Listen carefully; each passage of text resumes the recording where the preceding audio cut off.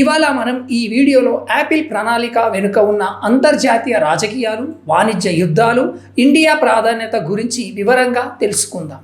America, China మధ్య వాణిజ్య యుద్ధం రోజు రోజుకి ముదురుతుంది. చైనా నుంచి దిగుమతయ్యే ఐఫోన్లపై అమెరికా ప్రభుత్వం 145% సుంకం విధించింది. దీంతో అమెరికాలో ఐఫోన్ ధరలు భారీగా పెరగనున్నాయి.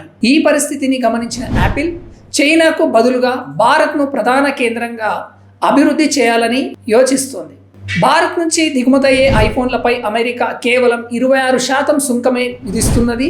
ఈ తేడా వల్ల భారత్ యాపిల్కు ఒక అత్యుత్తమ ప్రత్యామ్నాయంగా మారింది. ఇప్పటికే భారత్లో ఫాక్స్కాన్, టాటా ఎలక్ట్రానిక్స్ వంటి కంపెనీలతో యాపిల్ ఒప్పందాలు కుదుర్చుకుంది. మార్చి నెలలో ఫాక్స్కాన్ మాత్రమే $1.31 బిలియన్ విలువైన ఐఫోన్లను అమెరికాకు ఎగుమతి చేసింది.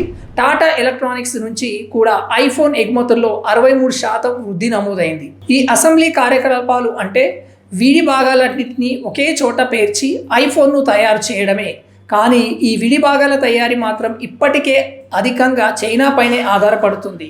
ఇది యాపిల్కు మరో సవాలుగా నిలుస్తుంది. అయినా భారత్లో పూర్తి స్థాయి అసెంబ్లీ యూనిట్లను ఏర్పాటు చేసి 2026 నాటికి 60 మిలియన్ ఐఫోన్లను ఇక్కడే తయారు చేస్తే లక్ష్యంతో యాపిల్ ముందుకెళ్తుంది.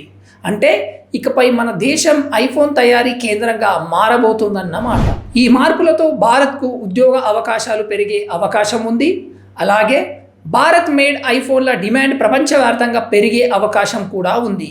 అమెరికా, చైనా వాణిజ్య యుద్ధం భారత్ ఐటీ రంగానికి వరంగా మారిందనడంలో ఎలాంటి అతిశయోక్తి లేదు. ఇంకా ఇలాంటి అప్డేట్ కోసం మన ఛానల్ని సబ్స్క్రైబ్ చేయండి, బెల్ ఐకాన్ని క్లిక్ చేయండి, వీడియోని లైక్ చేయండి, నలుగురికి షేర్ చేయండి. Thank you for watching this video. జై హింద్.